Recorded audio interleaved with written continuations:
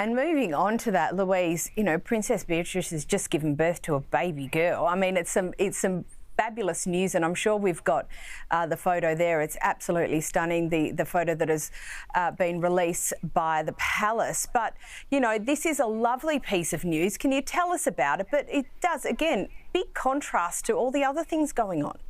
Absolutely. With all the disgrace in Andrew's public life, he has actually got a new granddaughter, Athena Elizabeth, of course named after the late Queen, which is a beautiful touch. She was the tiniest little thing. I think she weighed about 1.9 kilos when she was born on January 24 this year. So a beautiful little girl.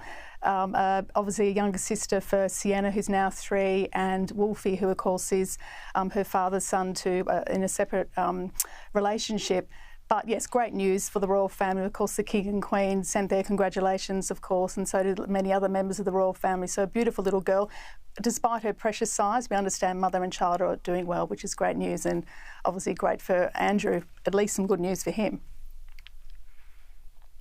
Anyway, off the Yorks and on to the Sussexes. And Angela, look, not long after the Sussexes took a whack from Vanity Fair, now they've been trashed by stand-up comedian John Mulaney and in front of a whole heap of Hollywood elites. So who was there and what happened?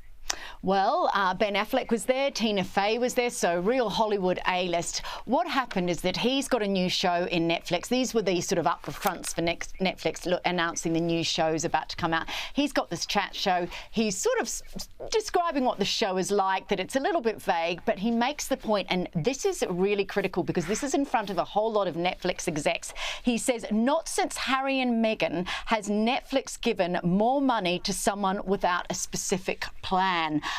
Basically, that just shows what a laughingstock Harry and Meghan are in America. For this guy to rip into other Netflix talent, because of course they're still on the books with Netflix. They've still got Meghan's show about to come out in March too. So to have been so brutal and so much bravado, not only in front of, you know, the elite of Hollywood, but in front of those Netflix executives, speaks volumes about how they're regarded in America.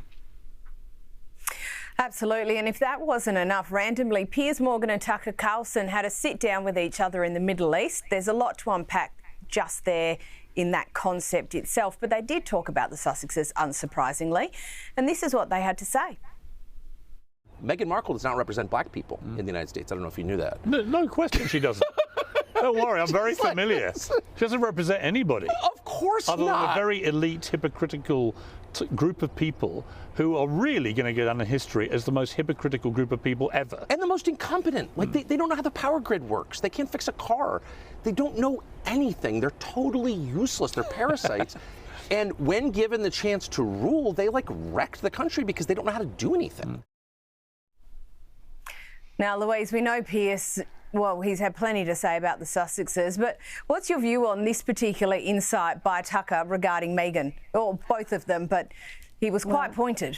He was quite pointed. Look, I see this as a real stinging rebuke for Meghan because she has championed her sort of biracial status. You know, she's often said in sort of comms or in interviews, you know, my father is Caucasian, my mother is African American. She went to Nigeria, of course, with Harry, and she's very proud of her sort of racial heritage. So to be called out by Tucker Carlson and Piers as well, two of the most, you know, diabolical commentators in the sense that their reach is far and wide, it is very bad for Meghan because that's often a topic which you can't discuss. I mean, I know people who live in California who say you cannot even mention anything around Black Americans or Black Lives Matters and sort of cast a disparaging comment towards Meghan because you'll be cancelled. So I found it absolutely fascinating to watch the two of them pick her apart and say she doesn't represent Black American people, when of course she probably feels that she does.